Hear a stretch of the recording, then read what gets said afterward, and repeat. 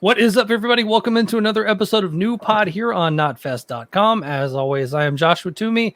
That is Ro Coley. And this week on the episode, we have Brendon Small, the creator of Metalocalypse, Dethklok, and all that wonderful stuff over there on Cartoon Network. Is it Cartoon Network? I'm going to start that over. It's Adult Swim. All right. What is up, everybody? Welcome into another episode of New Pod here on NotFest.com. As always, I am Joshua Toomey. That is Ro Coley.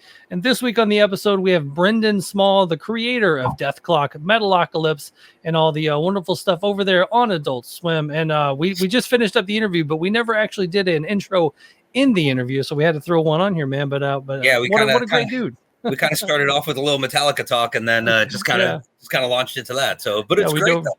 Yeah, we dove right into it, man. So Death Album 4 out August 22nd. Metalocalypse, Army of the Doomstar out August 25th. And this is our interview with Brendon Small. Fuck yeah. We're preparing for the concert right now at the same time, so it's a pretty crazy day. I gotcha. Sorry. We were just discussing Ro had just now seen some kind of monster after all these years, so we were talking about her favorite parts of Metallica, Some Kind of Monster. That is. So what was your takeaway from Some Kind of Monster? I liked it. As I was telling Josh, it's the reason I didn't watch. Like, I'm a huge Kiss fan and I'm a huge Ozzy fan, and I never watch the Osbournes and I never watched Family Jewels because I don't want to see where my heroes shit. I don't want to see how the sausage is made. Yeah. Okay. Fair enough. What about you, Josh? I'm kind of the opposite. I was telling him that I liked watching Lars kind of have the vulnerable moments there where he's like, Echo Brain's going to destroy Metallica and it's going to be the biggest thing ever. And he's the past, Echo Brain's the future. Yeah. Right. And as he's like wine drunk selling paintings for $15 million. Yeah, exactly. All those Basquiat's. Yeah, it's pretty intense. It's a crazy place to put your money if you have that much of it. She was right. By the way, that documentary was an important part of the genesis of Metalocalypse because it came out around the time when we were developing it anyway, and heavy metal was seeing this kind of major resurgence, or at least I was seeing it from where I was sitting. That movie showed something that was really important. By the way, preparing to make a show like Metalocalypse, I tried to do as much research as I could. I tried to find every rock and roll, heavy metal documentary about creativity and musicians. I think that's one of the best ones. And you get to see how this record, Love It or Hate It, was made and what the trajectory was and what the crazy maze of logic that got us to this place. And you also got to see a band that was incredibly famous. And it's hard to have a reason to make a record, I think, even after your first one. Like, how do you, you've got enough material for your first one, then the rest of them is like, what are we going to do now? How are we going to make any of this stuff work? And you got to see Metallica go through all that stuff and have to audition a new way of communicating with their own band, or they were all going to lose each other because Jason Newsted walked out and they were a little confining and I'd say jealous of like any other projects, but they came back and they're still together and they found Robert Trujillo, and Robert Trujillo was a monster, and Jason Newsted gave so much to Metallica as well. But it's brutally honest, and I think that takes guts, just crazy guts. I think that's why I could watch it now as opposed to when it came out, because now I feel like enough time has passed that it doesn't feel like, oh, look at the way my heroes are kind of dealing with this. But also, like, you brought up a great point too. It's like, how do you follow up something like the Black Album, like something that is such a genre destroying, like not destroying, but like this pop culture phenomenon, and then be like, all right, great, do another one, but do it better and bigger, they did. That's when they cut their hair right afterwards, and that's where they did Load and Reload, and then that Saint Anger. Yeah, no, it's true, and I mean, Metallica is such a monumental band to me because they were inventing their own genre as they went. And when I think about the ultimate Metallica, I'm Master of Puppets and Justice for All, because that's the age I was when I was discovering heavy metal was, and Justice just came out. And so I could not believe this like through composed, non-repeating kind of maze of riffs that were just all one compelling idea or ideology of one riff to an iteration of another to another to another to another. And that to me is some of the coolest and such creative and melodic and brutal and, tumultuous thrash, epic metal all in one place. And then the Black Album comes out. Right. But yeah, all that stuff. And then, and the Black Album's like, okay, let's bring this to everybody. So Metallica, without a doubt, is like a huge influence to the sheer notion of Dethklok and Metalocalypse. Also, all those reality shows are also an important part too, because reality was happening in those early 2000s eras, like Paris Hilton and Kim Kardashian and Ozzy Osbourne and Gene Simmons. There was a writer's strike back then that was looming. And I remember being pissed off about it because they were like, no, we're not going to write anymore. Screw the writers. They're too much trouble. They're asking for too much. Let's do this reality thing. And so all these TV shows were happening. So I was like, this is what you're giving us. We're getting reality shows where basically every single premise is, oh no, I'm going to be late. When's the person showing up? That's every premise of every reality show. It's like, oh, they're still in traffic. Cut to them in traffic. I'm still in traffic. And that's just like what every episode is. They can't get to the thing on time. And so I was just like, this is boring to me. And I think we can do better. I think the world can do better with TV. So that's enough reason to make Metalocalypse right there, was being pissed off at celebrity shows. And that's what our show is. It is a show about celebrities that happen to be in extreme metal.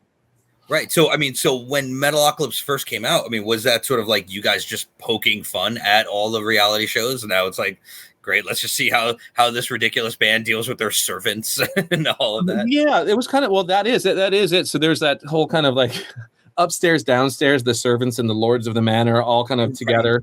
And we start the whole show deliberately from the servants' quarters as the world's only 6-star chef is going to deliver a meal to his lords and saviors, Dethklok, these kind of icons. And we find out very quickly that they're dipshits, they're idiots, they're comical nimrods. And that's what the show's supposed to be. So the other reason we went to this huge place where we were like, let's make the biggest band on earth, is because we're looking at these music and comedy projects that have existed. Spinal Tap. How do you make a better thing than Spinal Tap? Right. What is Spinal Tap about? It's about a band that once had some kind of, were in the limelight and are now kind of becoming obsolete until the very end where they get big in Japan. But we're watching them crash and burn slowly. And then we got Tenacious D, which is a band trying to achieve liftoff. And Flight of the Conchords is kind of a band that also is trying to achieve liftoff. So we've got these kind of like the bands either on their way out or trying to achieve liftoff. But what I hadn't seen was, what if we took something that was as big as the Beatles and combined it with Metallica, who was gigantic at the time, 90 million records sold? And what if they were so big that they're actually the 7th largest economy on the planet? And what is that like? How do you negotiate that through that? And then reading books like Gene Simmons's book or Kiss and Makeup, or reading books about, again, Gene Simmons is the king at this because he was trying to come up with these amazing gimmicks and also write rock and roll music at the same time and put this paint on and put these outfits on and go and do these shows that are undeniably interesting. I remember being a kid and looking at Peter Criss and Gene Simmons and Ace Frehley and just going like, whatever this is, whatever this kabuki style makeup is, I'm just totally interested in whatever this looks like. I'm not sure what it is, but look at those boots, look at the cod pieces, look at all this stuff, blood, fire, all that stuff. It was the coolest thing in the world. So just trying to take that and like amplify it and then use real moments from, tragedies that happen every time you get huge people, around to see a show. So we kind of took from like Altamont, took from like where people got, the stage collapsed or a thing happened, and you exaggerate all that stuff. So that was those are some of the ideas too. Those were always the most fun parts of that first season of Metalocalypse, was just like when they would like the stage would land and then like a thing would come down and just crush half of the crowd and everybody was still like, yes. Yeah. So that was like the first thing, is just kind of showing what the world is, really establishing this what a world looks like if the biggest entertainment act is an extreme metal band. So people don't even care. Like, again, like part of the initial pitch was hundreds of thousands of people are trudging through the snow in northern Norway, in the tip of the Arctic Circle. And in order to even be in the Arctic Circle, you need to be trained to kill polar bears. It's so dangerous. It's so lifeless. And why are they all going there? Because their favorite band is playing. And they're only playing one song. And it's not even a song. It's a jingle. It's a coffee jingle. It's a Why coffee is there one. a badass heavy metal band playing a coffee jingle? Why? Because they want to make everything metal. And so we've got the big grandiosity of the world, and then the stupidity of their chef that we talked about earlier gets exploded in a million different pieces. And now Dethklok is these children, these lost boys, are in the position of having to make their own dinner. And that's what the episode is about. Right. Because they lost their chef. So it's myopic, selfish, stupid, celebrity, heavy metal, maiming, killing, crushing, destroying, and jokes and comedy and guitars and sweep arpeggios. Well, so that actually brings me to my first question is when you're doing a season of Metalocalypse, do you conceive of like the overall narrative of the show first and then sort of build the songs within that, or do you start with the songs and then kind of build the narrative around that? Well, it would happen different ways. So when we were first developing the show, we went to Adult Swim and called them on the phone and said, hey, we got this idea. And I already had this other show, Home Movie. So I already had a relationship with Adult Swim. Right. And I had just written some music for a show called Perfect Hair Forever that I turned around very quickly, and it sounded cool and everyone was excited. So they're like, oh, you can write music fast and you can get it, something that's somewhat production worthy. And so I told him, I said, let's make a band. We want to do a show about the biggest entertainment on act being this extreme death metal band. And there's going to be violence. And in order to see a show, you have to sign a death waiver because chances are good that you'll die. And how do they legally cover their tracks? There's probably a CFO character who probably protects them, almost like Robert Duvall in the Consigliere character from Godfather. Exactly. Yeah. So we were thinking Robert Duvall and, Cannibal Corpse meets Metallica meets Nile meets whatever, all these. And so what happened was Head of Network says, we love this. This is cool. Write up the show. And I was like, okay, sure. I don't want to write up the show. Why? Because I don't know anything about it yet. So what I'm going to do is I'm going to get my guitar out. I'm going to start tuning it down. I'm going to find out I'm just going to start writing demos. If I can figure out what the band sounds like, then maybe I think it's going to be important for the music to kind of be an important part of the show. So I think I need to figure out what this band sounds like. So for about 3 months, I would just do demos. This is too melodic. This isn't heavy enough. Let me just keep going heavier. Let me tune down lower, down to C standard.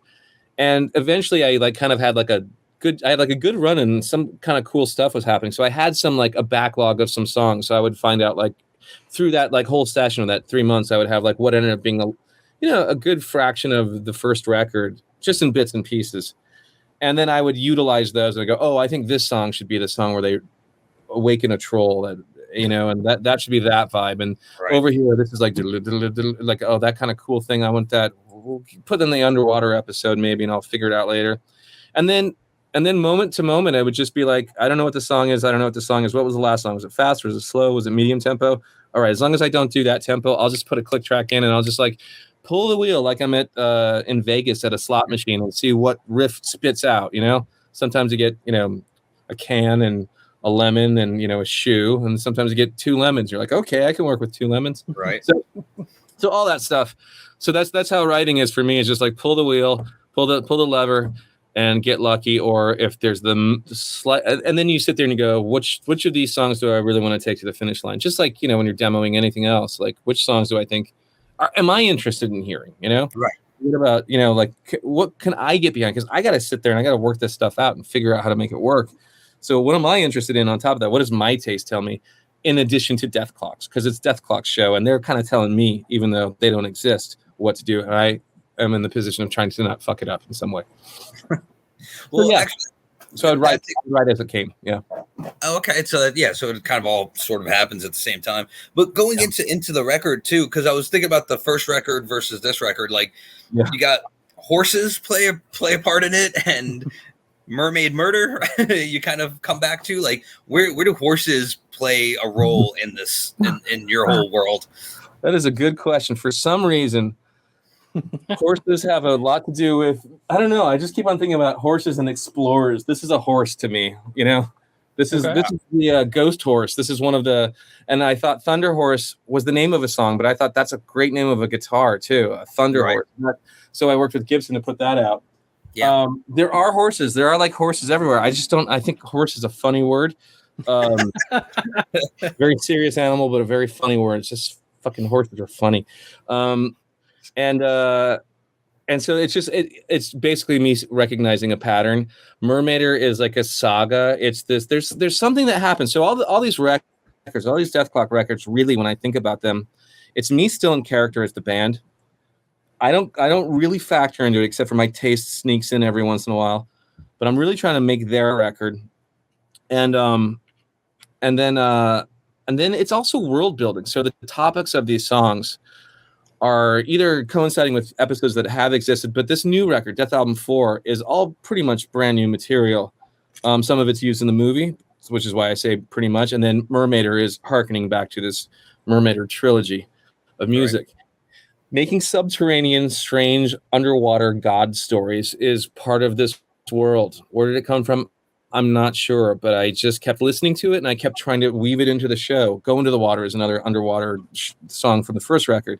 Right. So there's something about underwater lore and almost like Poseidon and, all these Greek characters. There's tragedy and the whole world down there that I think is really interesting. That kind of has nothing to do with the main narrative. It is subterranean, and it's part of the world building experience. So when the show is over, and you're listening to the record, you're still kind of thinking, going, like, what does this have to do with this world? And it does have something to do with it. And I am just keeping these themes alive. So that's the idea, is trying to make the whole project consistent to a degree, though the way I think of this is that it's got the same DNA, it just keeps on mutating, right. Like from look at Metallica from Ride the Lightning to Reload. You would wonder if those were the same band, right? From the Black Album to Saint Anger, is that the same band? Right. To like Death Magnetic to like Kill 'Em All, is that the same band? You're just always wondering, and an artist or a musician has to kind of keep mutating the DNA to keep. It's like the shark that has to keep swimming or dying. You have to keep mutating. Right. So allow yourself to do it, but also kind of know where the guardrails are on the sides. Right. Oh, when you're writing music, at what point does Gene Hoglan kind of come into the mix? I mean, do you send him ideas and he sends back drum tracks? I know he does a lot of stuff, at his home studio, things like that. So I mean, and obviously with Gene, you can pretty much send him anything and he'll play it right back to you. So I'm assuming that's a fun process. So what's the process with Gene? Well, first of all, Gene Hoglan is a legendary drummer, and it's for a lot of really good reasons. He's got really good taste. He's really musical. And then on top of that, physically, he has sorted out how to do whatever he wants to do on the drum kit through limb independence, through just understanding how just everything. It's so fun to watch him play, and I'm so lucky to be able to collaborate with him. But what I think about with this whole project, and almost all the projects I always think, how much can I do before we start spending money? Right. Like that, like writing a script or working on this or working on that, or kind of like composing the score at the same time. How much can I do before we start spending money and the clock starts ticking, right? Because every one of these projects, a record or a movie or an episode of a TV show, is a creative ticking time bomb. And at some point it's going to explode. And will you finish it? And will you be happy with it? And will you have had enough time to iterate and make it even better? So when in this most recent record, and the last couple, I think maybe 2 or 3 that I've done, because I've done a couple other projects with him, Galatikon and stuff. But what I do now is I make sure that I have a complete kind of, it may be a little bit too long, but I'll have some kind of odyssey of riffs that I think is a song, that I think is like, this is the chorus, and I think this is the bridge, and I think this is this, and this is like an odyssey over here. And this is this, and this is how we come back to it, and this is a palindrome or whatever, or a retrograde or something. So I think about all that stuff, and I program it within an inch of its life, and I hand it to Gene, and I say, it's your job to beat this with something cooler. If this is like not feeling right, because I'm not a drummer, I don't know how to play this. I wouldn't know how to even approach this other than I would just explode. I wouldn't know how to do it. But I do sit there and spend all those hours moving MIDI notes around, and just doing that whole thing. And it's fun. I like it. Whatever, like ADD, OCD part of all of us that makes us learn our instruments and get into MIDI notes, it's just par for the course. So then I go to him and he'll have questions. He'll go, question, this section. Do you like this? Do you want me to do then we'll start talking about the brass on his kit. We'll talk about the Kangs versus the bell versus like the crash versus the ride, this versus like swapping something out for something else and blah, blah, blah. So we talk about all that stuff. And we have a real conversation, and he arrives really kind of understanding the song form. And then I'll either play with him or I'll just sit there and listen and just kind of have my demo kind of playing while I'm saying, oh, what if this, or maybe we need more of a energy from this section to that section, because going to halftime, how do you set up a fill that gets us there so it's satisfying? Things like that, just musical logic, really. Like, how do you make someone, how do you do something too long and make it wear out its welcome? How do you do something just enough so you want to hear the song again? Stuff like that. Have you sent him anything where he's written back or talked back to you and said, I would need like 6 arms to play this, right? Like you got to ride a hi-hat, some, toms all going at the same time. Yeah. I'm so stupid that I do all that stuff, right? Had especially when I was first starting out and I started getting a little bit smarter.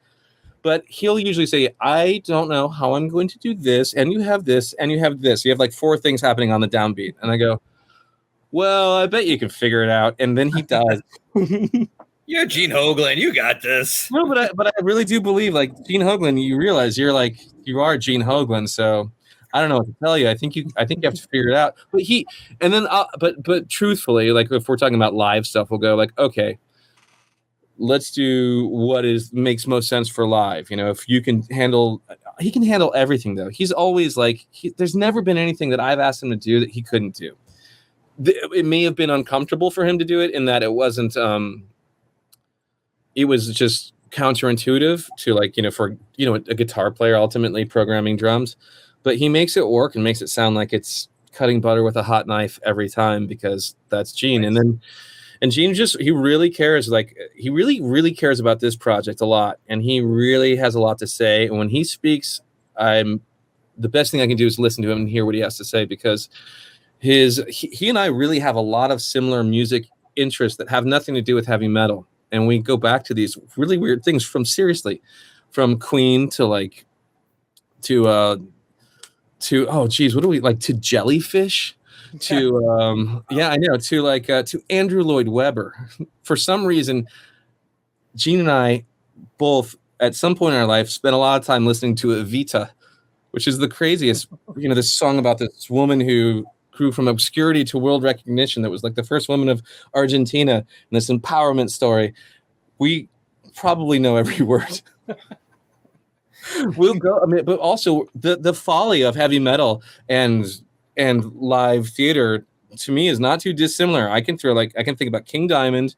I can think about like all these theatrical storytelling musicians and stuff like that. So to us, story and music is pretty exciting stuff, Well, to sort of piggyback on what Josh was saying, Dethklok is very much obviously your baby and everything like that. When you go into the studio with somebody like Ulrich Wild, like, where, like, does he just kind of sit back and sort of just, okay, cool, twiddle knobs and move levers around and whatever, move dials around? Or does he have a lot of say in what you guys do as well? My whole thing is I'm always begging for notes from people who I think have good taste. So I'm always saying like, it does not need to be one person's point of view. I'm going to start the conversation, but like I said, it's everybody else's input job to beat that with something else. That's with a script too. So if I write a script, I hand it to the animators, to the storyboard artists. I have to like verbally describe what's happening in a sequence. And then we sit there and we talk it out. And I say, can you beat this? What is your imagination? Where does that lead you? And how can you make this a collaboration rather than one point of view? Because one point of view can get pretty boring after a while. You can get pretty used to yourself. You can just be in that little echo chamber, and that's not a fun place to be. So I'm dying for people to pitch on project to every single part, from acting to everything. It's all kind of the same. It's all a timeline where we're telling story, from a guitar solo to a movie to any of that stuff. So I use the same logic throughout, and it seems to work every single time, because everybody from an actor like Mark Hamill to Victor Brandt to Lorraine Newman wants a little bit of a challenge, wants a little bit of a throwing the gauntlet down. Right. Gene does too, and so does Ulrich. But Ulrich and I will sit there and we'll go, hey, check out these records. Let's just talk about the production. Why does this sound cool to me? And let's just figure out what the cocktail is, and if we're talking about a brand new modern metal record, let's just bring in some stuff and let's talk about it.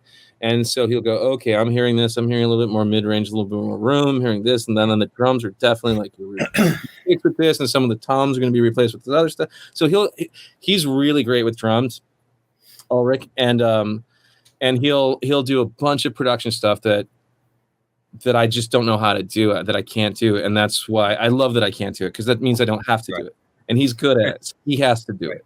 So it's one less job for me. And sculpting it into its final form where it feels like one cohesive sound on a record is Ulrich really comes in play there. I can sit there and bother him and stand behind him and say, hey, let's talk about these guitars a little bit more, and let's talk about the EQ here, and let's talk about this stuff.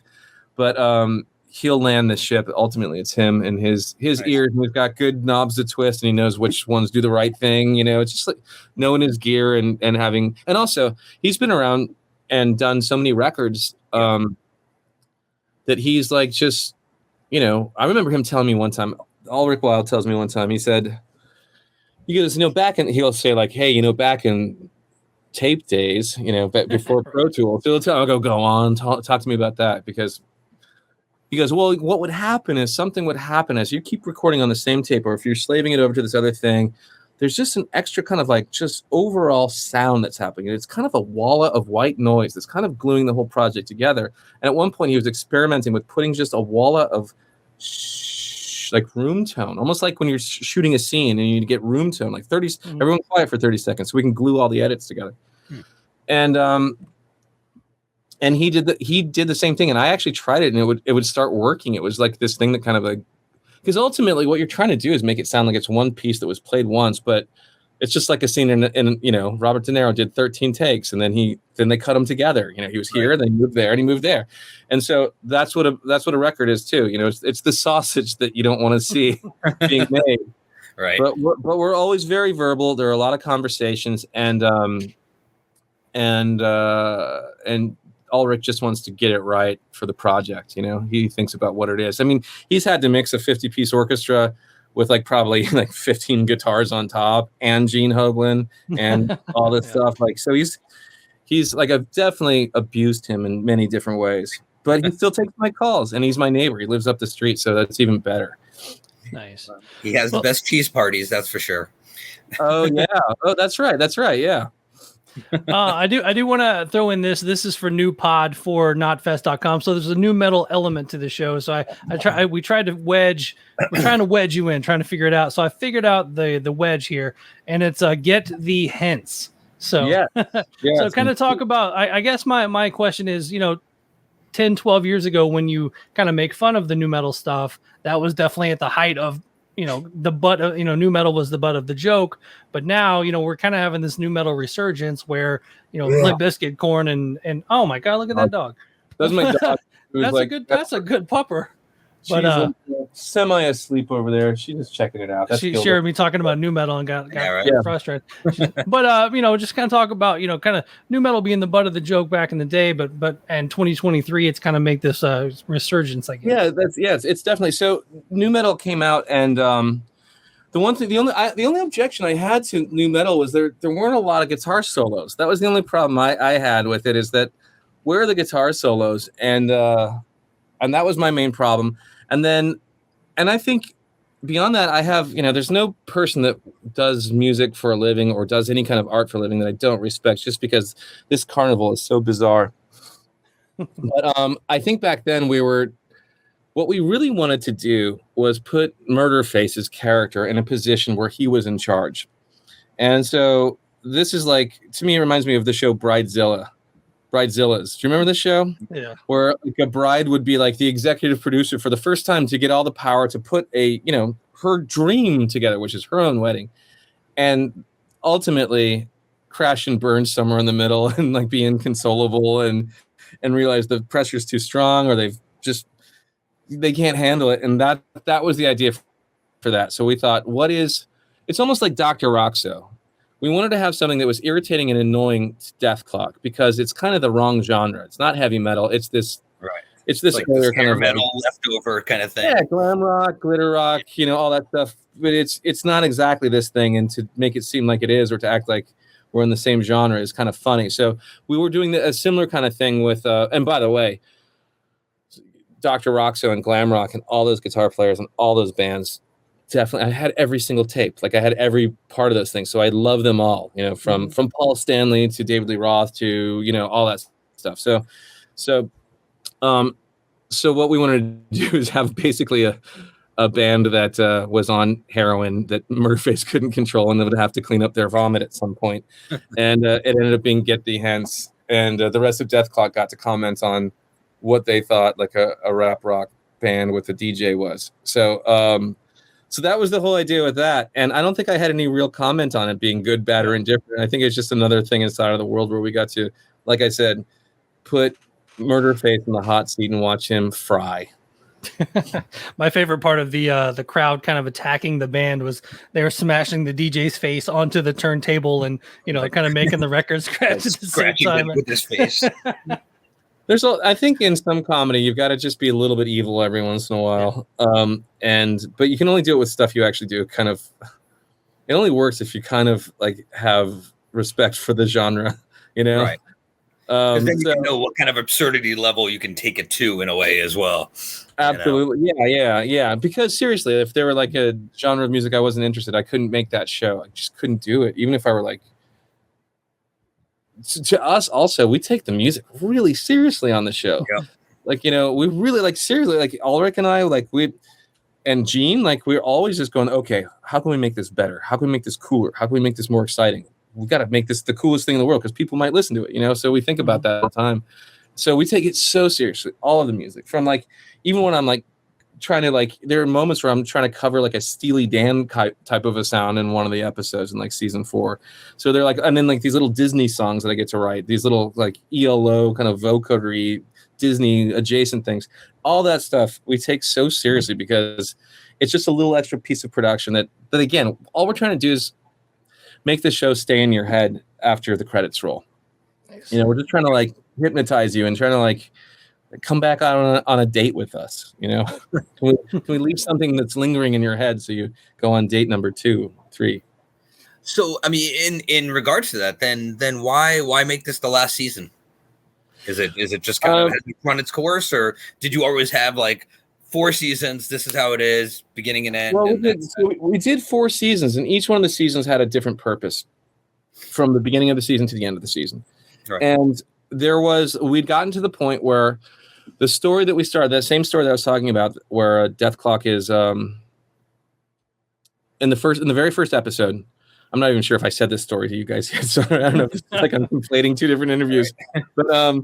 But at the very first of the episode, we meet Dethklok, and the reason that Dethklok and the reason that it's important that we meet them then was that this Illuminati group had kind of come to know them too. So there's this story, this cat and mouse story, that needed to be finished at some point, So that was the idea. So we do the 4 seasons, and then we do this rock opera that we thought we're going to do something else. We're going to do something immediately afterwards, but we only did this rock opera, and then the show went away for a long time.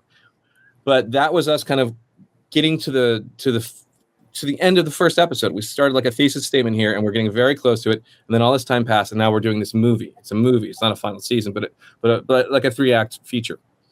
And so that's where I say this is finishing that story. Will Dethklok live beyond that? Will there be another story to tell? I don't know.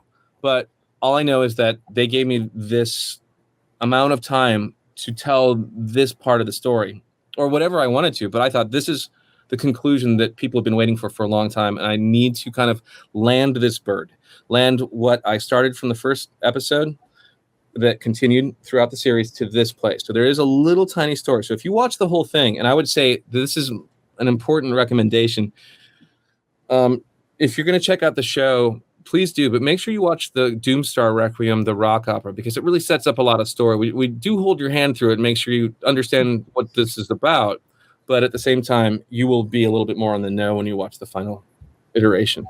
Right on. So Awesome. Would there be something else? People ask me, is there something else to be done? And I think maybe, I don't know, but we'll see. You know, like if somebody said, hey, come back to this project and here's all this money, I would definitely consider it. I really look, I have a lot of affection for this, but I do know stories need to end. I don't think an open-ended story that just continues forever. I think can be a little tedious. So was Galatikon just a completely different idea entirely, or did it kind of have its roots in Dethklok somewhere? Well, do you remember all right, this is very terrestrial. Let's go into outer space now. Yeah, I mean, what it was when I was talking about developing the sound of the band and kind of having songs that were ready for, and again, I don't even know if I was talking to you guys about this. I've lost my mind. That's all good. Some of the stuff gets repeated because it's the same. But I wrote a lot of demos at the very beginning of Dethklok, and some of them were right for the band. Some were a little too kind of a little bit more dramatic, kind of like high stakes intergalactic metal. That's what I was just like, whatever that is, that's something else. And I'm going to put that over here. I really think these songs are cool. And by the time we were going to do Death Album 2, there was like a snag in the contract or something like that. And we didn't get like the money released or something like that. But I had Ulrich and I had Gene and I had like a whole studio booked already. And I didn't want to cancel it. And I didn't want to say you guys aren't going to get paid. So I was like, okay, let's do something else in the meantime. For this, until we get this contract finished, I'm going to pay you guys to work with me on whatever this thing is going to be. And I really didn't know what it was going to be. I just knew there was a bunch of songs.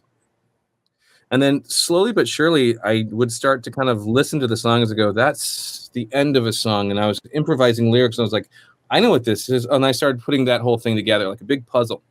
And it all kind of revealed itself to me. And the trajectory of and the timeline of and the logic and all that stuff all added up to me. And I started thinking of it very much like a writer, like a story writer would. And that's what Galatikon ended up being. And so that's where it's almost like this place where I get to do kind of, heavy music, but not as heavy as Dethklok, I think, and a little bit more melodic and a little bit more melody in the vocals. So doing, death metal vocals is almost more like rapping. It's percussion and it's like long notes and it's all this, but it's not melody. And so Dethklok would kind of make up for the lack of melody in the guitars, just to keep the song moving forward and have some excitement, some melodic excitement in it. So that's how I arrived to Galatikon. It was a crazy mistake. And also, and then the second we finished the drums and everything, we got right into, so we'd already recorded a full drums worth of and rhythm guitars of a record. And then we got into Death Album 2 right after. So we had a little warm up before we got into Death Album 2. And then I took this hard drive home with me and it sat on my desk. And I was like, I spent a lot of money on this. I should finish this. Yeah. Right on. Well, nice. Well, I know we kind of ran over our time here, so we'll kind of wrap it up here. It's funny talking about the 7th largest economy in the world right now. I believe that's Taylor Swift. I mean, she's doing like that much. Yeah. It's crazy.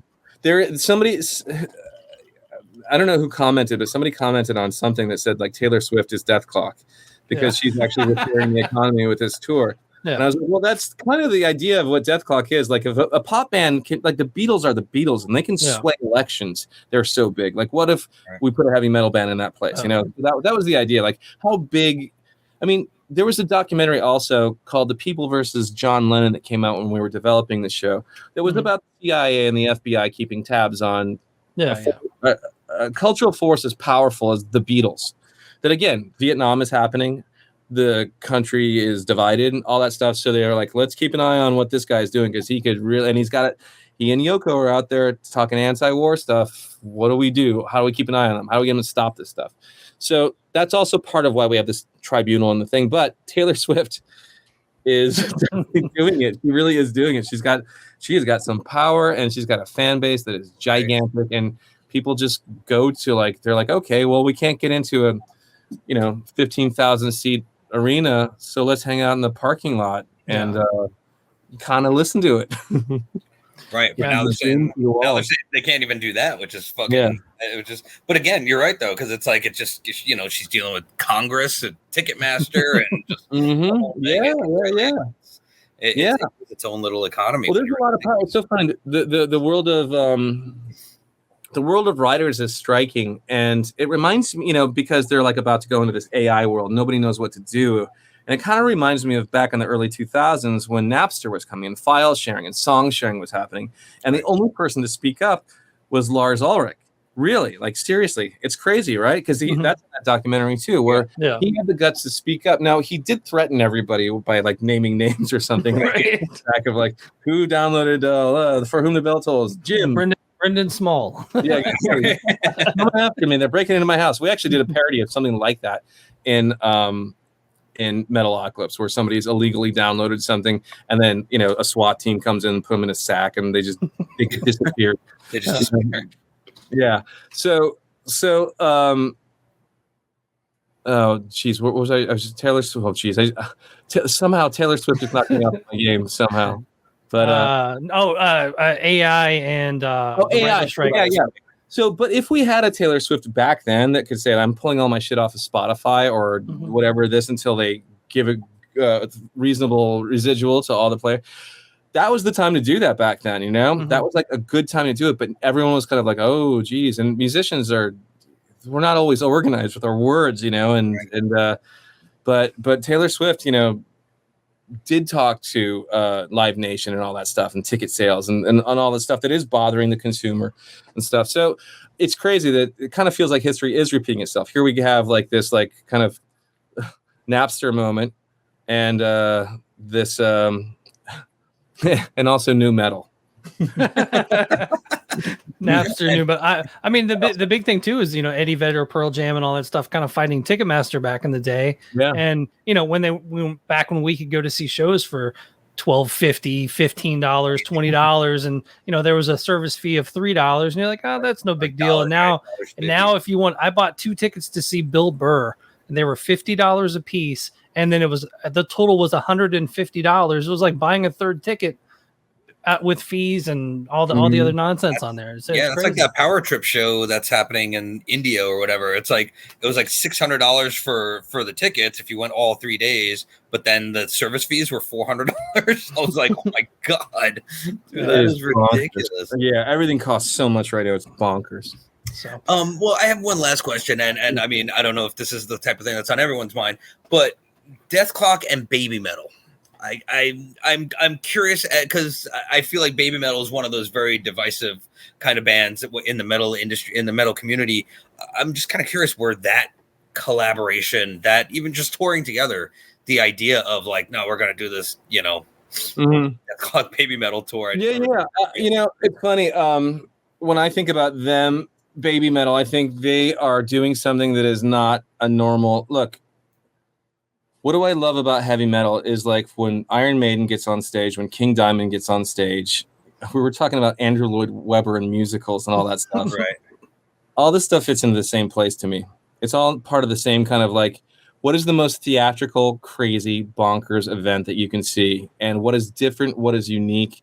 And I have a lot of respect for what Baby Metal does. And somebody told me that somebody said, what about Baby Metal? And I was like, that makes a lot of sense to me. Why? Because our show is like going to an amusement park and being on a ride for like an hour. You're just every single thing is just going to be built to be entertaining. That's the whole idea is we're here to play the songs you want to hear and you came all the way here. You paid all those extra ticket fees and all that stuff. So we're going to give you what you want. And we're going to celebrate the whole kind of entity of Metalocalypse, from the characters to the music to the visuals to all that stuff. And I think it makes a lot of sense for Baby Metal and us to be kind of giving you a completely different, like strange, like Las Vegas heavy metal experience at the same time. Right. We are a produced show. We always have been. It's this whole world that we drag around from city to city with us. And they do the same thing too. And their audience is huge. Yeah, it's gigantic. So, yeah, I mean, we have a pretty good audience. Our ticket sales did really well. And I know that that's because of us, but I also know that's because of Baby Metal. So when you stand back and look at the whole thing, I think what you're going to get out of this show when you come and see us is an evening of heavy metal entertainment that will be paralleled by no other. And it is in competition with nothing else. We are doing what we do because we're the only ones that can do what we do. an animated TV show on tour, plus this crazy theatrical, heavy show with choreography and singing and all that crazy stuff. So we want to give you the ultimate kind of like night out on the town, and everyone's going to leave with a smile plastered on their faces that they cannot remove for a long time, and they're going to keep chanting afterwards because they're going to want more. Fuck yeah, dude! I'm all about that. Awesome. Yeah. Well, Brendon, I believe we will leave it there. I'll let you get back to. I know you have tour rehearsals, all that good stuff. So make sure to tell Gene Hoglan that we said hello. And I will. Once again, the BabyKlok tour starts August 30th in Houston, Texas, ends October 12th in LA. We will be seeing you guys at Louder Than Life here in Louisville, Kentucky. And then Metalocalypse Army of the Doomstar out August 25th, and Death Album 4 August 22nd. Brendon Small, man, thanks for taking some time here. New pod. So much, dude. Thanks, guys. .com. Thank you very much. Thanks for having me. I appreciate it. No problem. Right. Thank you. Take care.